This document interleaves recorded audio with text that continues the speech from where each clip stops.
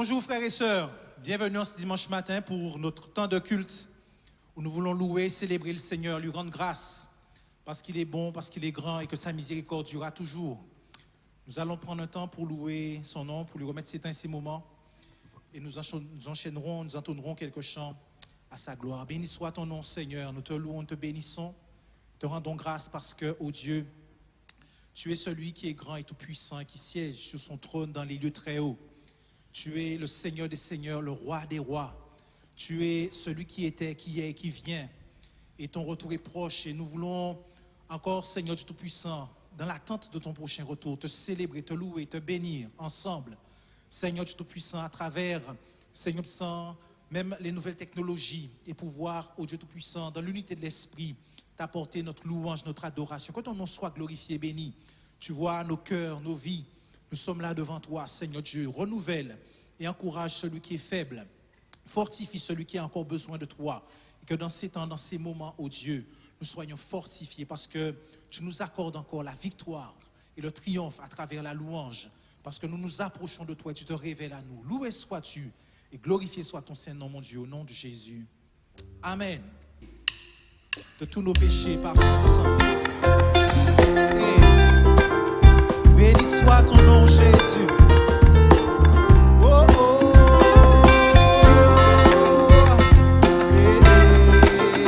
yeah. À celui qui nous aime, à celui qui nous aime, à celui qui nous aime, qui nous a délivrés de tous nos péchés par son sang, et qui a fait de nous un royaume des prêtres.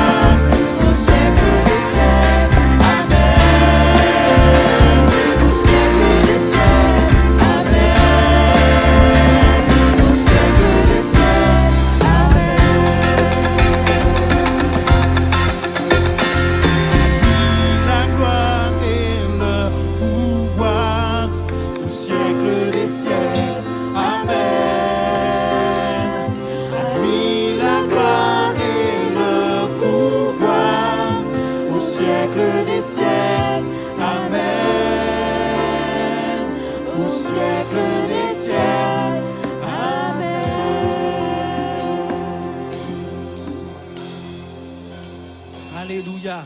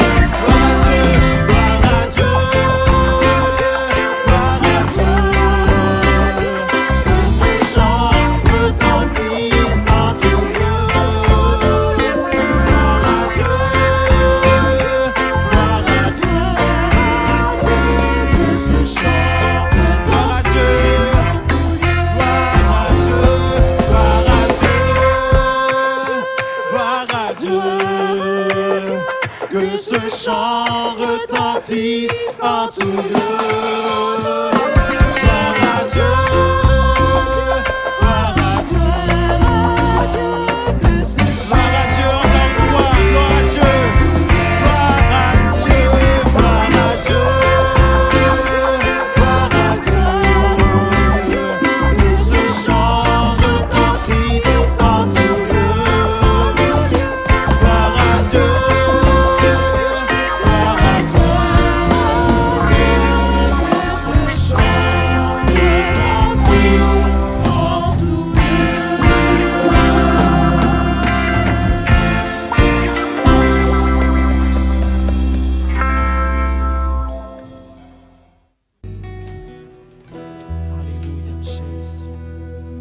Alléluia, Jésus.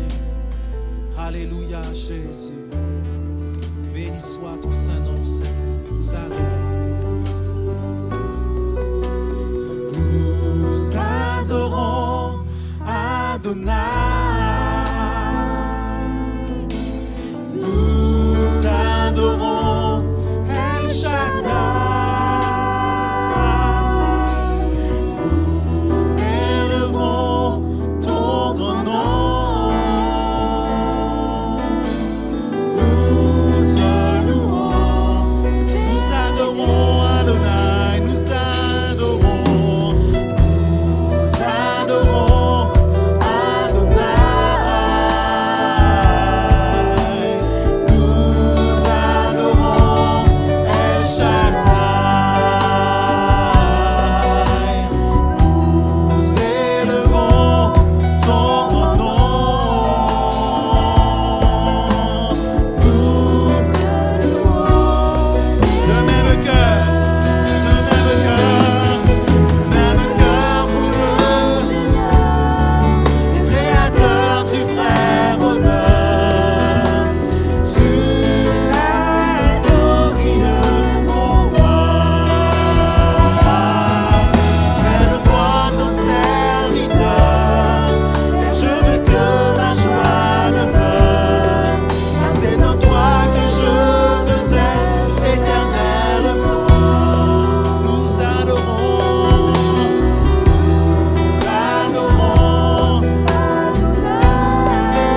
Alléluia. Alléluia.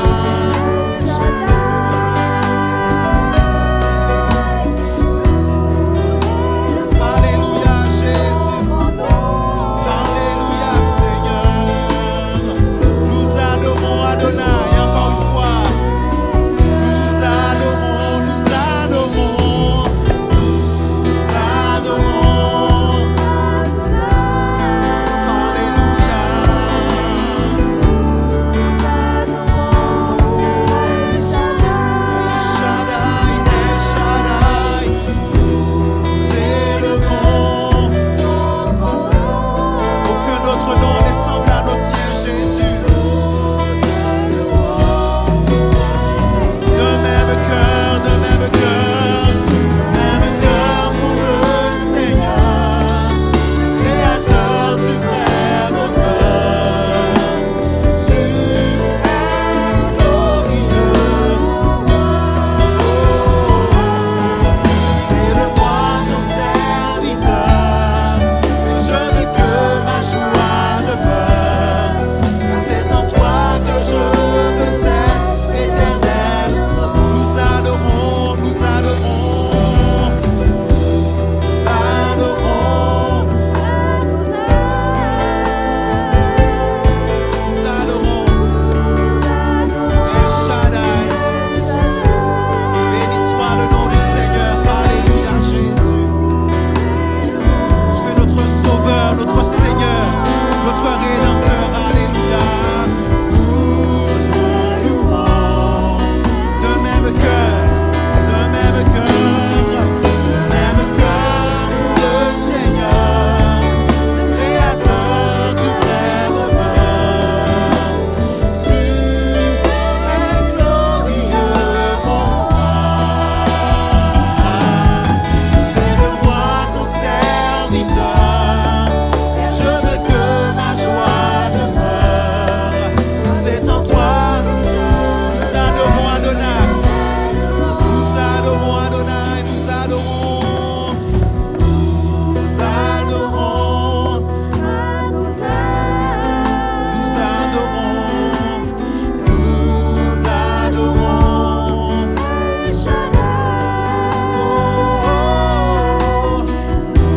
Nous élevons son grand nom. Nous adorons, la musique continue. Alors que nous louons et nous célébrons le Seigneur, nous adorons. Béni soit ton nom, Seigneur. Nous voulons élever ton nom, Jésus. Te célébrer et te remercier parce que tu as paru un jour dans le monde afin de briser nos chaînes, afin de dénouer nos liens, Seigneur, afin de nous retirer du joug de la servitude, Seigneur. Nous bénissons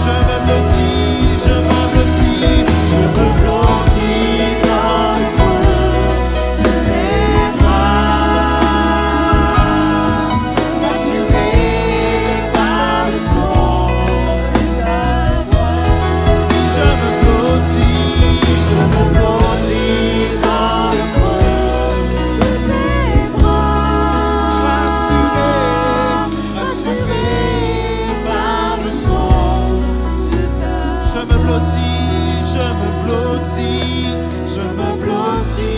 dans le creux de tes bras, assuré par le son de ta voix. Je me blottis dans le creux de tes bras, assuré par le son de ta voix.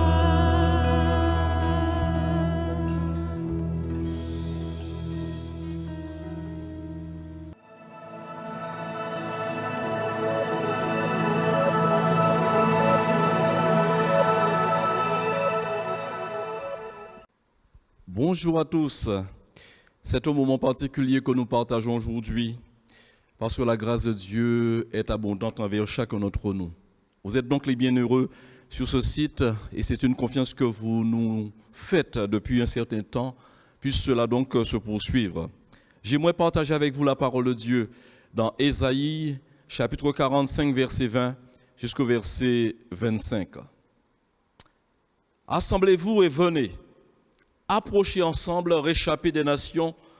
Ils n'ont point d'intelligence ceux qui portent leur idole de bois et qui invoquent un Dieu incapable de sauver. Déclarez-le et faites-les venir, qu'ils prennent conseil les uns des autres. Qui a prédit ces choses dès le commencement et depuis longtemps les a annoncées? N'est-ce pas moi, l'Éternel? Il n'y a point d'autre Dieu que moi. Je suis le seul Dieu juste et qui sauve. Tournez-vous vers moi et vous serez sauvés, vous tous qui êtes aux extrémités de la terre, car je suis Dieu et il n'y en a point d'autre. Je le jure, par moi-même, la vérité sort de ma bouche et ma parole ne sera point révoquée.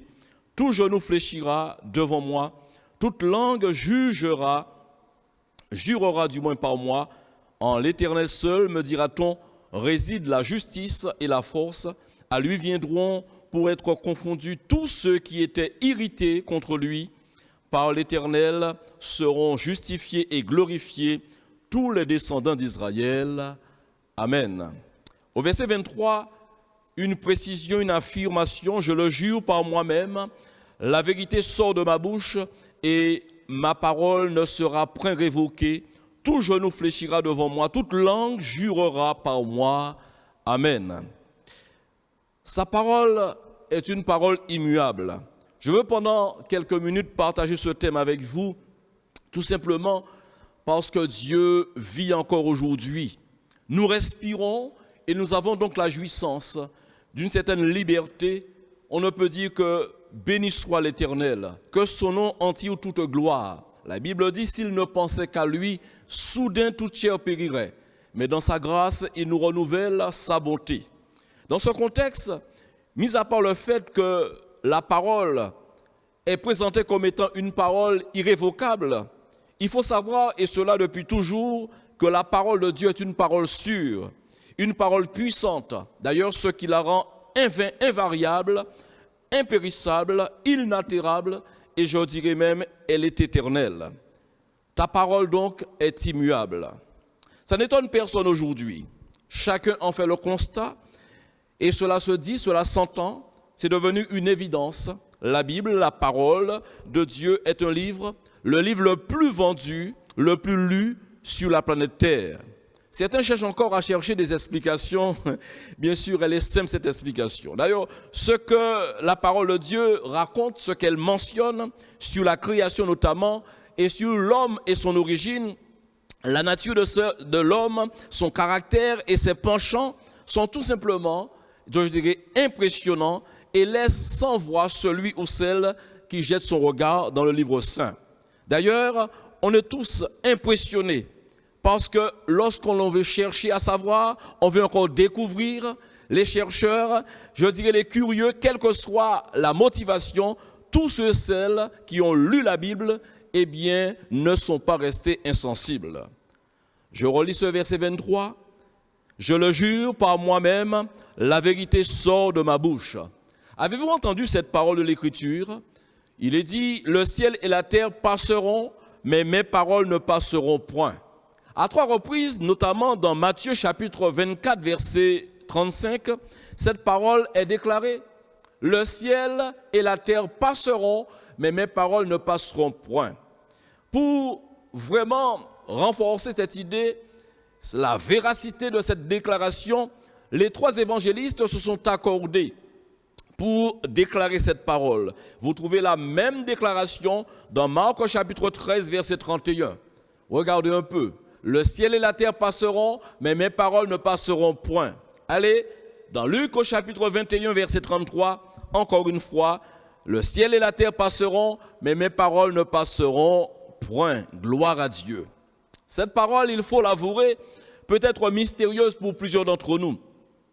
Elle peut être même placée dans le rang de tout ce qui est mystique, parce qu'on n'arrive pas toujours à cerner, on n'arrive pas toujours à maîtriser parfaitement les contours, et encore, lorsqu'on la lit, elle paraît bizarre, elle suscite en nous ou elle réveille chez nous certaines choses, des sentiments, des émotions que l'on ne parvient pas toujours à expliquer. D'ailleurs, à juste titre, parce que la Bible vit.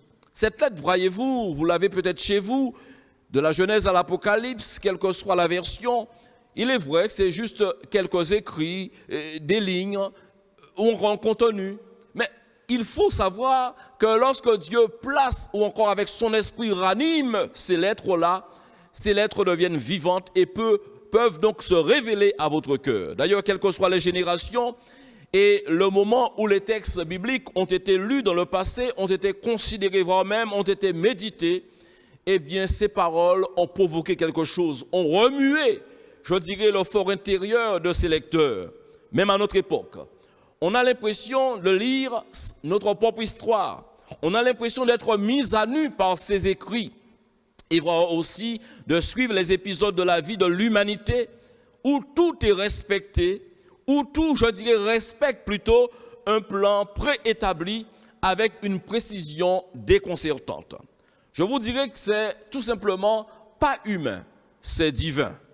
D'ailleurs, le plus fameux, à mon avis, je ne sais pas pour vous, mais pour moi, il n'y a pas de doute, tout ce qui se passe sur la terre suit un plan, suit un ordre, selon l'ordre du Tout-Puissant, par sa propre science et son propre dessein. Cette parole que vous entendez, il est écrit. D'ailleurs, la Bible dit, qui dira qu'une chose arrive sans que le Seigneur ne l'ait ordonné? Regardez avec moi ce que Jésus a déclaré dans Matthieu 7, Marc plutôt chapitre 7, verset 6, où Jésus se trouve face à ses contemporains et leur parle en leur rappelant des écrits le concernant ou concernant ce peuple, mais aussi à l'époque du prophète Ésaïe qui a vécu des siècles auparavant. Jésus leur répondit, hypocrite, Ésaïe a bien prophétisé sur vous, ainsi qu'il est écrit. Alléluia. Ce peuple m'honore des lèvres, mais son cœur est éloigné de moi. Prenons un autre exemple, où c'est une parole prophétique. Et Jésus, justement, va ramener ces paroles, toujours avec cette déclaration, il est écrit, il a été écrit, toujours pour indiquer, pour signifier sa personne et asseoir, l'accomplissement des prophéties ou de la prophétie le concernant. Nous sommes dans Luc au chapitre 24, les versets 44 jusqu'au verset 49.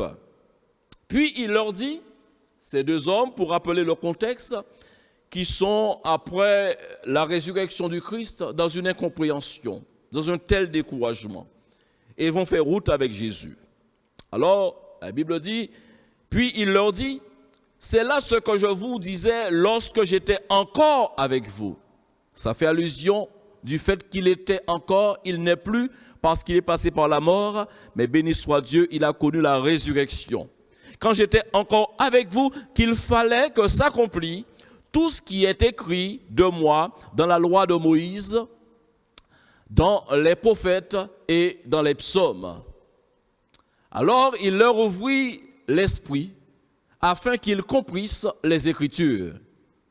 Et il leur dit, ainsi il est écrit, voyez, ainsi il est écrit que le Christ souffrirait et qu'il ressusciterait des morts le troisième jour, et que la repentance et le pardon des péchés seraient prêchés en son nom à toutes les nations, à commencer par Jérusalem.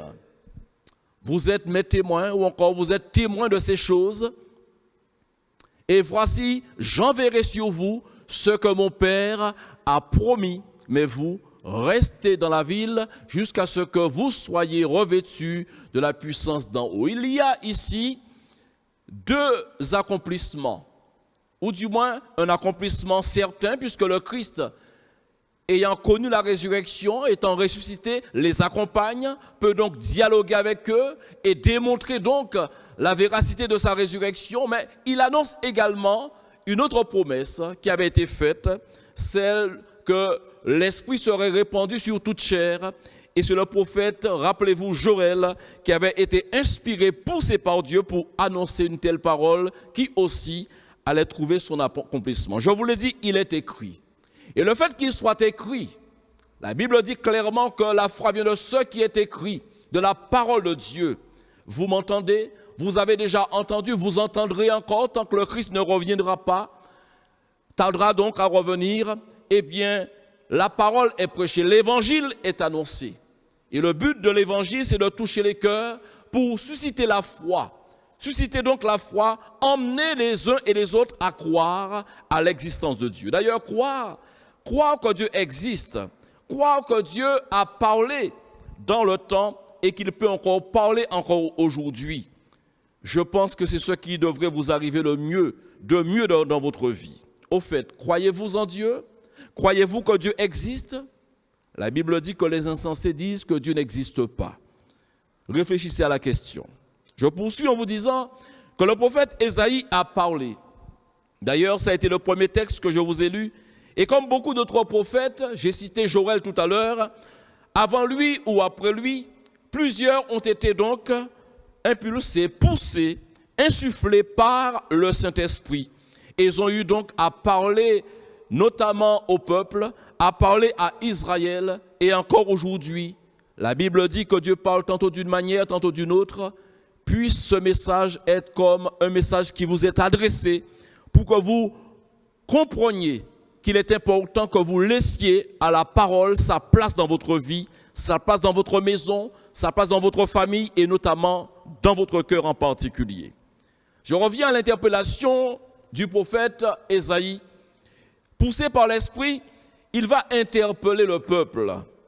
Il interpellera le peuple sur sa pratique, sur sa croyance, sur son attachement à un Dieu de convenance. Toutes les nations, sans connaître le Dieu véritable, s'attachent à un Dieu de circonstances. Parce que, dit-on, vous et moi, nous en ressentons la nécessité, quand nous ne connaissons pas encore le véritable, de nous accrocher à quelque chose. Qui que vous soyez, ne le prenez pas mal, vous vous attachez à quelque chose. Vous faites de quelque chose une force pour vous, une puissance pour vous, comme un secours pour vous, un moyen de délivrance pour vous. Et cela est comme inné chez nous parce que nous cherchons un secours et nous avons besoin de nous appuyer sur quelque chose de plus efficace que nous, qui soit au-dessus de nous. Et ce peuple était dans l'idolâtrie. Je reprends ce texte dans Ésaïe 45 et les versets 20 jusqu'au verset 22. « Assemblez-vous et venez, approchez-vous ensemble, réchappez des nations. Ils n'ont point d'intelligence, ceux qui portent leur idole de bois et qui invoquent un Dieu avec un petit d, un Dieu incapable de sauver. Déclarez-le et faites-les venir, qu'ils prennent conseil les uns des autres. Qui a prédit ces choses dès le commencement et depuis longtemps les a annoncées? Et Dieu dit, n'est-ce pas moi, l'Éternel? Il n'y a point d'autre que moi. Je suis le seul Dieu juste et le seul Dieu qui sauve. Alléluia. Tournez-vous vers moi et vous serez sauvés. Le salut vient de l'Éternel. Le salut ne peut venir que de l'Éternel. C'est lui seul, ayant créé l'homme, connaît exactement de quelle manière sauver celui-ci. Oui, tournez-vous vers moi et vous serez sauvés, vous tous qui êtes aux extrémités de la terre, car je suis Dieu et il n'y en a après d'autres.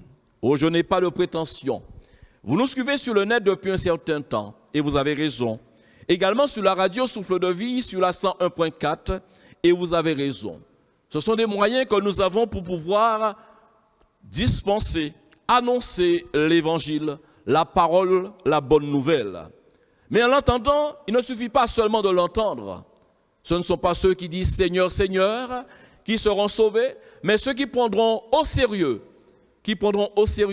la véracité de la parole. Ceux qui prendront au sérieux le fait que cette parole immuable a sa place et devrait être votre trésor. Aujourd'hui encore, réchappés des nations, permettez que je m'adresse à vous, peuple restant de l'humanité.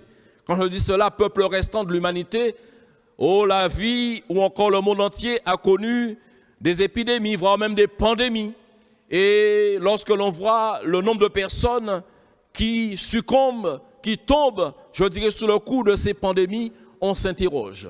Ajoutez à cela les guerres dans les 4 coins du monde, les catastrophes naturelles, eh bien, vous comprenez la liberté que je prends de dire et de vous appeler réchappés des nations, peuple restant de l'humanité.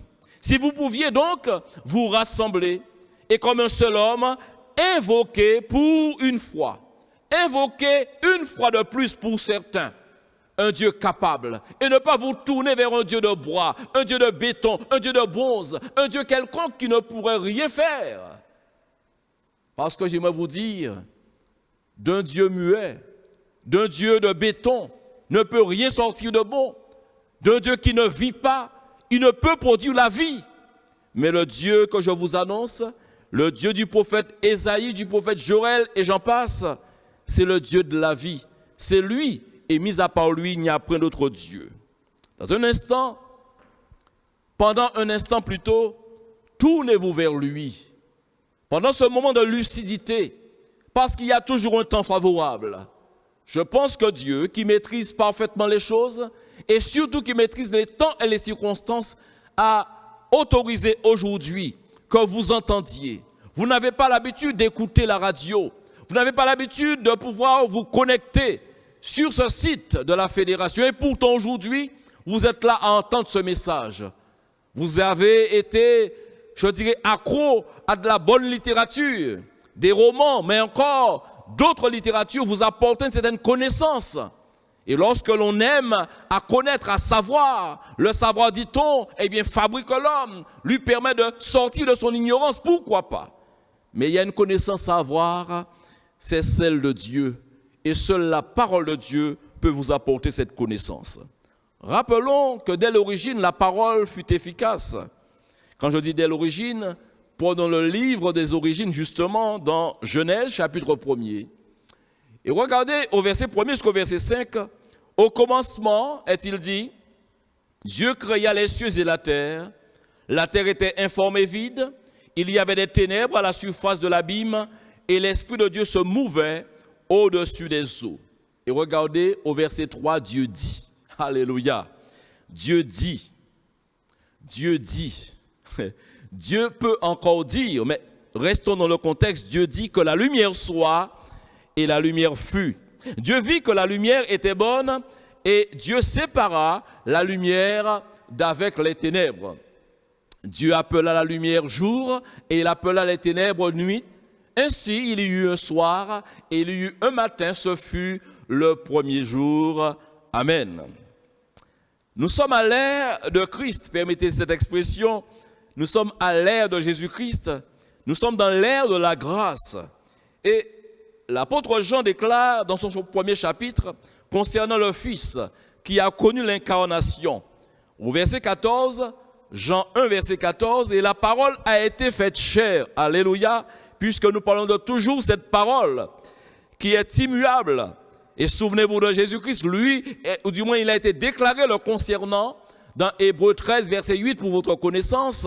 Eh bien, Jésus-Christ est le même, hier, aujourd'hui et éternellement. Et dans ce récit, nous voyons que l'apôtre Jean déclare, et la parole a été faite chair, et elle a habité parmi nous, pleine de grâce et de vérité, et nous avons contemplé sa gloire, une gloire comme la gloire du Fils unique venu du Père. Amen. La parole de Dieu, par la présence de Jésus-Christ sur la terre, fut une grande bénédiction. Une bénédiction sans pareille. D'ailleurs, heureuses les nations qui reçoivent le Christ.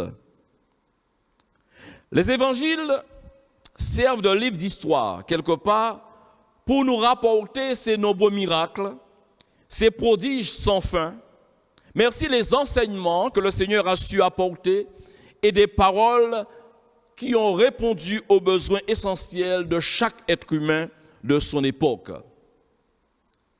Jésus va déclarer un jour dans Matthieu chapitre 4, verset 4, « L'homme ne vivra pas de pain seulement, mais de toute parole qui sort de la bouche de Dieu. » Mettant en évidence que si nous avons un corps en tant qu'être humain, nous ne discutons pas le fait que nous nous nourrissons pour rester en vie. Nous avons une partie de notre être, certes, une partie invisible, mais qui a besoin aussi d'être nourrie. Notre âme a besoin de la parole de Dieu. Notre âme seule peut délecter la parole de Dieu. Cette partie en nous qui est une partie spirituelle, puisque la Bible dit clairement que Dieu a mis en nous la pensée de l'éternité. La pensée de l'éternité qui ne peut se comprendre et qui ne peut se développer qu'à partir du fait que nous comprenions la nécessité d'avoir un lien, d'avoir une connexion avec la parole et avec assiduité de nourrir notre âme de cette parole. Oui, l'homme ne vivra pas de pain seulement, mais de toute parole qui sort de la bouche de Dieu. Avec des répercussions, avec une conséquence illimitée et heureuse, heureuse, pour toutes les générations. Cela se résume par ce texte que je vais vous lire maintenant, dans Jean 21, verset 25. Dans les actions, dans les choses accomplies, Jésus a fait encore beaucoup de choses. Et entendez par beaucoup de choses, beaucoup de bien. Beaucoup de bien, énormément de bien. Et la Bible dit, si on les écrivait tous en détail, je ne pense pas que le monde même pût contenir les livres qu'on écrirait. Je vous ai présenté les trois évangélistes, les trois évangiles comme étant des livres d'histoire, répertoriant donc les exploits, les prodiges que le Seigneur a accomplis. Vous comprenez pourquoi.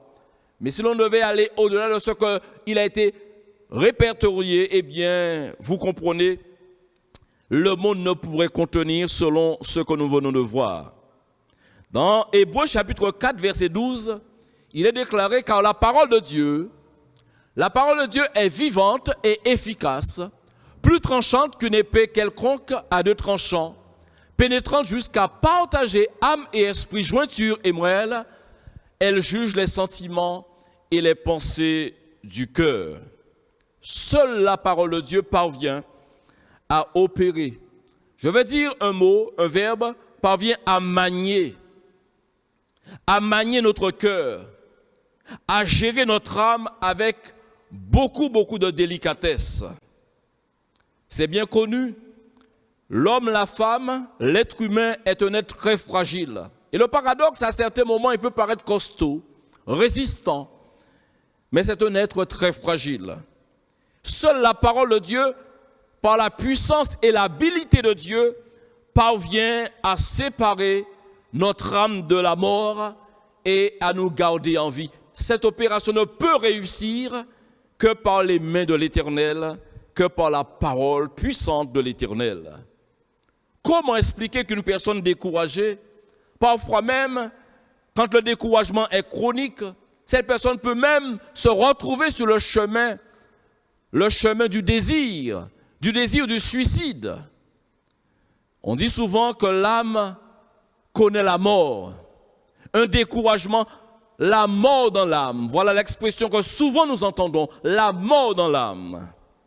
Je veux lire avec vous un texte où 2 hommes se sont trouvés découragés. On l'a un peu lu, mais je reviens. Luc 24, verset 32. Ils vont se trouver dans un privilège. Dans leur souffrance, je parle de privilège. Vous savez très bien, on ne peut pas toujours expliquer les choses.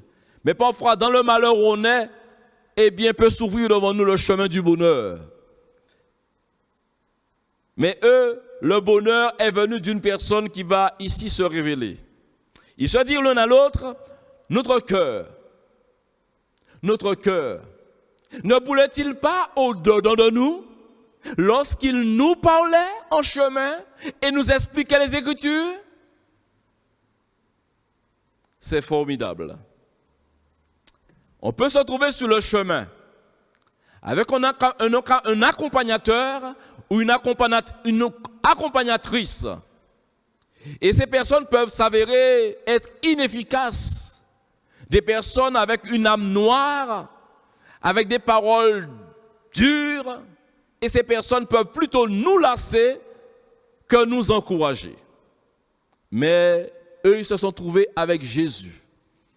Et ils rendent tous deux le même témoignage, le même ressenti. Notre cœur ne brûlait-il pas au-dedans de nous? Comme vous dites, notre cœur ne se réchauffait-il pas au-dedans de nous? Quand on est sur le chemin, je vous l'ai dit, le chemin même de la catastrophe, le chemin même de la douleur, son issue peut être, je dirais, la vie et la vie éternelle. Cela dépend toujours et dépendra toujours de votre accompagnateur. Jésus se propose de vous accompagner. Que dis-je? Jésus est peut-être en train de vous accompagner. La Bible nous dit que Jésus est invisible et que lorsque plusieurs se tiennent dans un même lieu, il se tient au milieu d'eux. Mais aussi, il faut donc l'avouer, quand un malheureux crie, nous dit la Bible, l'Éternel entend et le secoue, le délivre de toutes ses détresses. Ce Dieu que je vous parle, dont je vous parle, dont la parole est immuable, existe encore aujourd'hui. Il faut reconnaître à l'exemple de ces 2 hommes, si eux ils s'en sortent bien, après certains événements de la vie, le réveil ou encore la reprise s'avère être très très compliqué. Ce n'est pas toujours facile de rebondir. Parfois le cerveau, notre intelligence, connaît les choses. Et surtout lorsqu'on est une personne d'expérience, on a la quarantaine. Quand même, ce n'est pas une première fois qu'on connaît un découragement. Ce n'est pas une première fois qu'on est cassé par un événement, une circonstance de la vie. Et on se dit, comme les autres fois, je m'en tirerai. Malheureusement pour certains, la déprime est tellement forte. La déprime est tellement forte que ces personnes restent dans leur déprime et ont besoin d'un déclic particulier. Ou encore ont besoin d'un intervenant, ont besoin d'un plus pour s'en sortir. Toute votre connaissance, même certains médecins sont malades, n'est-ce pas? Oh, certains soignants sont malades et ont besoin aussi de la contribution d'un autre professionnel pour les sortir d'affaires. Parfois, on est dans l'impossibilité de se relever, dans l'impossibilité de redémarrer. Alors intervient cette parole qui se détache de toutes les autres, celle que j'appelle depuis un instant la parole immuable du Seigneur. La seule capable de produire un résultat probant, un résultat incomparable à la gloire du Seigneur. Le psalmiste déclare au chapitre 119, verset 28, « Mon âme pleure de chagrin. Mon âme pleure de chagrin. Relève-moi selon ta parole. » Oui, relève-moi. Il y a ici un cri de désespoir. Mon âme pleure de chagrin. Que de personnes, le cœur rempli de chagrin, n'ont vu qu'une seule issue, la voie de la mort. Mais aujourd'hui, Jésus vous proposant de cheminer avec vous, Jésus ayant cheminé avec ses 2 amis, eh bien, il a su leur apporter la vie. La parole de Jésus est toujours bonne à prendre. Je vais faire un petit détour pour revenir dans un contexte de l'Ancien Testament et parler d'Israël qui, justement, avait toutes les raisons d'être découragé et d'être dans un grand découragement, d'être dans un désespoir. Et pourtant, le peuple est en exil et sous domination étrangère. Le peuple est à Babylone, à l'époque du prophète Ézéchiel. Mais dans cette période, bien que c'est Dieu qui a conduit les choses, parce que Dieu voulait quelque part punir son peuple ou encore corriger son peuple, Dieu ne va pas manquer d'avoir compassion. J'aime énormément cette parole où il est dit que sa colère ne dure qu'un instant, mais ses compassions durent toujours. Oui, sa colère ne dure qu'un instant, mais les compassions de Dieu sont illimitées. Et les compassions de Dieu ont demeuré intactes envers son peuple d'Israël. Et dans cette compassion, Dieu va déployer, comme je vous l'ai dit, le prophète Ézéchiel, écoutez bien, dont le nom signifie « Dieu fortifiera ». J'ai sélectionné pour vous un texte très parlant, un texte qui signifie que l'on peut avoir connu la mort ou qu'on peut être encore dans la mort et que la parole de Dieu seule est capable de produire la vie.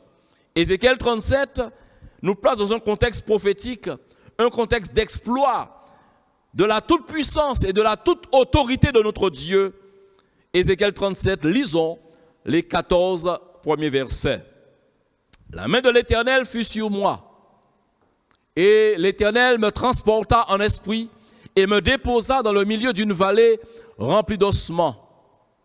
Il me fit passer auprès d'eux tout autour, et voici, ils étaient fort nombreux à la surface de la vallée, et ils étaient complètement secs. Il me dit, fils de l'homme, ces eaux pourront-ils revivre? Je répondis, Seigneur éternel, tu le sais. Il me dit, prophétise sur ces eaux et dis-leur, ossements desséchés, écoutez la parole de l'Éternel. Ainsi parle le Seigneur l'Éternel à ces eaux. Voici, je vais faire entrer en vous un esprit et vous vivrez. Alléluia. Je vous donnerai des nerfs, je ferai croître sur vous de la chair, je vous couvrirai de peau, je mettrai en vous un esprit et vous vivrez. Et vous saurez que je suis l'Éternel. Alléluia. Je prophétiserai selon l'ordre que j'avais reçu. Je prophétisais du moins selon l'ordre que j'avais reçu. Et comme je prophétisais, il y eut un bruit. Et voici, il se fit un mouvement et les eaux s'approchèrent les uns des autres. Je regardais et voici, il leur vint des nerfs, la chair crue et la peau les couvrit par-dessus. Mais il n'y avait point en eux d'esprit. Il me dit, prophétise et parle à l'esprit.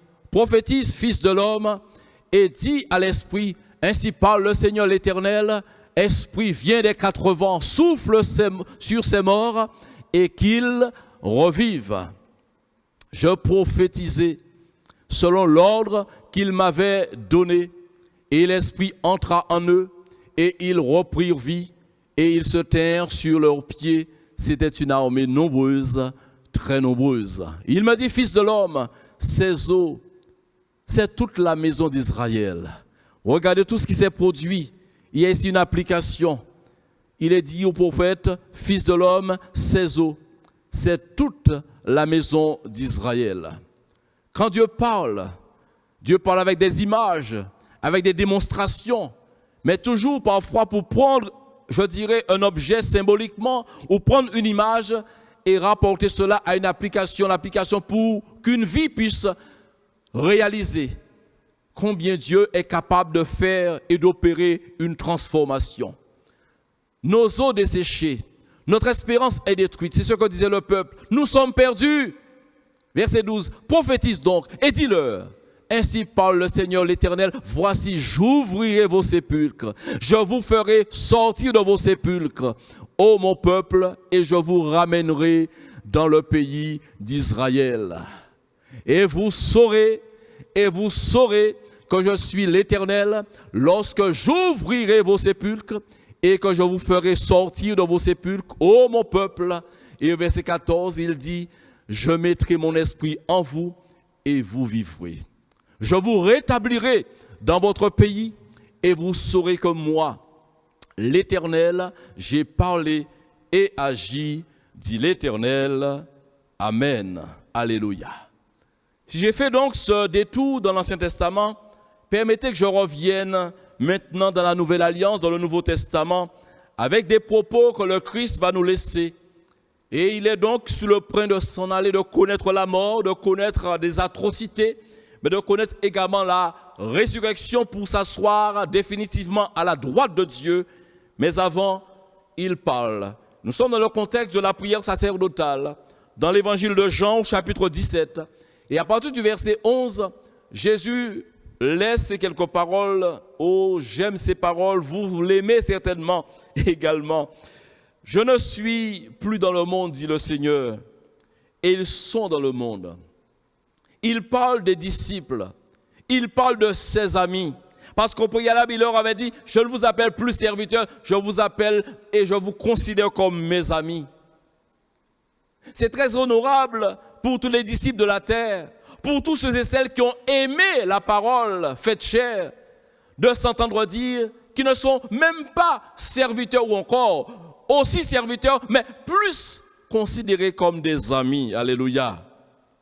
Et Jésus dit, par cette prière, ils sont dans le monde et je vais à toi.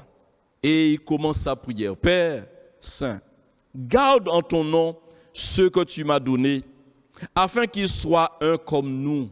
Garde-les. Lorsque j'étais avec eux dans le monde, je les gardais en ton nom. J'ai gardé ceux que tu m'as donnés, et aucun d'eux ne s'est perdu, sinon le fils de perdition, afin que l'écriture fût accomplie. Et maintenant, je vais à toi, et je dis ces choses dans le monde, afin qu'ils aient en eux ma joie parfaite. Je leur ai donné ta parole, et le monde les a haïs parce qu'ils ne sont pas du monde, comme moi je ne suis pas du monde. Je ne te prie pas de les ôter du monde, mais de les préserver du mal.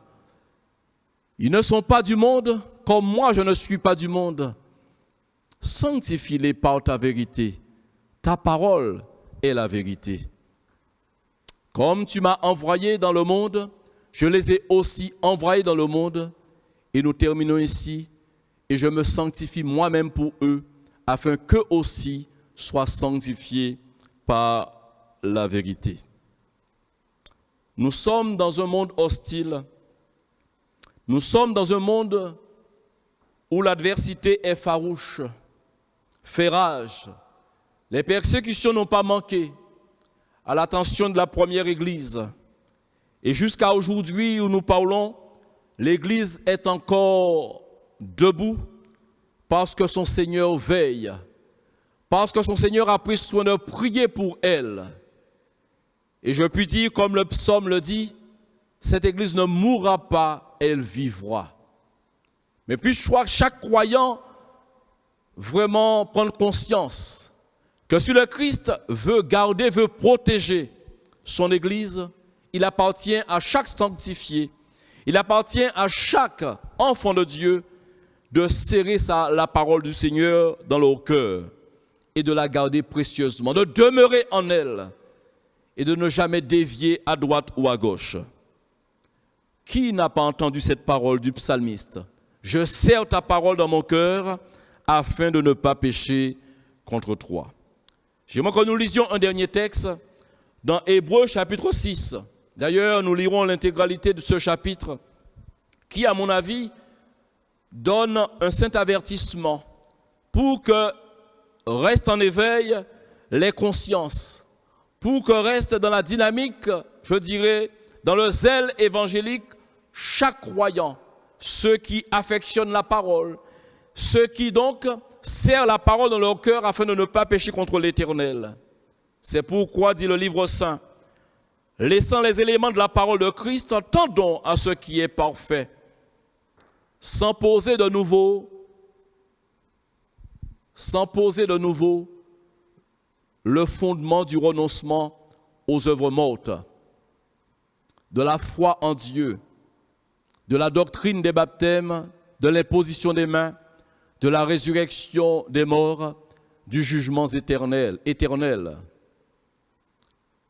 C'est ce que nous ferons si Dieu le permet. Car il est impossible, écoutez bien, que ceux qui ont été une fois éclairés, libérés, qui ont goûté le don céleste, qui ont eu part au Saint-Esprit, qui ont goûté, écoutez bien, la bonne parole de Dieu et les puissances du siècle à venir, et qui sont tombés. Vous avez bien entendu, et qui sont tombés. Dans un parcours, on peut connaître des échecs, mais le tout, c'est de considérer sa voie, de reconnaître là où il y a à reconnaître ses erreurs, et de repartir, de rebondir, de redémarrer.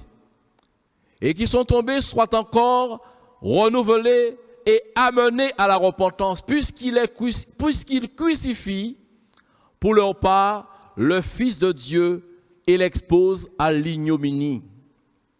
Lorsqu'une terre est abreuvée par la pluie qui tombe souvent sur elle et qu'elle produit une herbe utile à ceux pour qui elle est cultivée, elle participe à la bénédiction de Dieu.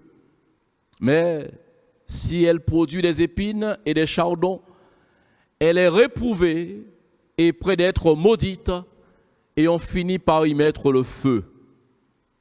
Quoique nous parlions ainsi, écoutez, bien-aimés, nous attendons, pour ce qui vous concerne, des choses meilleures, comme je vous le disais en amont, et favorables au salut. Car Dieu n'est pas injuste pour oublier votre travail et l'amour que vous avez montré pour son nom, ayant rendu et rendant encore des services aux saints. Nous désirons que chacun de vous montre le même zèle pour conserver jusqu'à la fin une pleine espérance, en sorte que vous ne vous relâchiez point et que vous imitiez ceux qui, par la foi et la persévérance, héritent des promesses. Lorsque Dieu fit la promesse à Abraham, ne pouvant jurer par un plus grand que lui, il jura par lui-même et dit: certainement je te bénirai et je multiplierai ta postérité.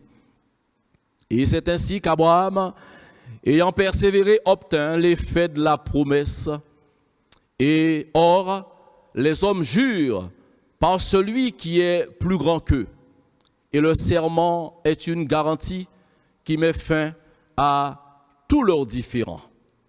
C'est pourquoi Dieu, voulant montrer avec plus d'évidence aux héritiers de la promesse l'immuabilité de sa résolution, intervient par un serment, afin que, par deux choses immuables, et oui, par deux choses immuables, dans lesquelles il est impossible que Dieu mente. Permettez que je m'arrête ici un petit instant. Il est impossible que Dieu mente. Il est impossible. Les choses sont tellement difficiles que lorsque le cœur est gagné par le doute, plusieurs d'entre nous, comprenez mon langage, parmi les croyants, ont l'impression que Dieu aurait menti.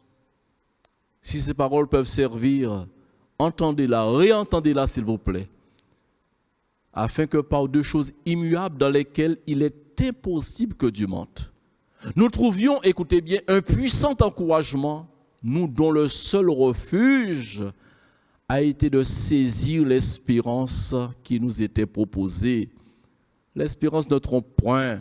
Cette espérance-là, nous la possédons comme une encre de l'âme, sûre et solide. Elle pénètre au-delà du voile. Là où Jésus est entré pour nous comme précurseur, ayant été fait souverain sacrificateur pour toujours, selon l'ordre de Melchizedek. Amen. Le dernier livre de la Bible, l'apôtre Jean va déclarer: et voici, je viens bientôt. Heureux celui qui garde les paroles de la prophétie de ce livre. Vous trouverez cette parole dans Apocalypse chapitre 22, verset 7. Heureux celui qui garde les paroles de la prophétie de ce livre. Si vous avez jusqu'à aujourd'hui serré la parole de Dieu dans votre cœur, continuez à la serrer. Si jamais vous n'avez porté une attention à cette parole, puisqu'elle est une parole immuable, puissante, efficace, adoptez-la dès aujourd'hui. Parce qu'aujourd'hui, c'est le jour de la délivrance. Aujourd'hui, c'est un jour où, comme les deux amis qui étaient sur le chemin d'Emmaüs, eh bien, ont trouvé la délivrance. c'est pour vous un jour où vous pouvez connaître la vie à la place de la mort. Que Dieu vous bénisse là où vous êtes et que la parole demeure toujours, non pas en dehors de vous, mais tout près de vous, dans votre cœur. Permettez que je prie avec vous au nom du Seigneur. Amen. Je te bénis, Seigneur, parce que tu es l'Éternel, qui agit encore aujourd'hui. Un jour, un homme a pu dire, à qui d'autre irions-nous? Tu as les paroles de la vie éternelle. En cela, il a raison. Et toi, tu rajouteras, ce ne sont pas, c'est le Seigneur, c'est l'Esprit qui t'a révélé ces choses. Père éternel, je te rends grâce parce que je connais ta parole. Je te rends grâce pour mon frère. Je te rends grâce pour ma sœur qui connaissent aussi cette parole. Cette parole puissante, cette parole formidable est une richesse, est une bénédiction sans pareille. Permets, Seigneur, que nous puissions demeurer en elle, qu'elle soit toujours une autorité qui gère et qui dirige notre vie. Que toujours nous soyons trouvés, nous soumettant à elle. Et sous son impulsion, puissions-nous encore, Père éternel, régler nos actions d'après cette parole. Béni sois-tu pour elle, Seigneur, parce que tu l'as fait connaître encore aujourd'hui. Gloire, honneur et louange te parviennent, au nom précieux de ton Fils Jésus-Christ. Amen.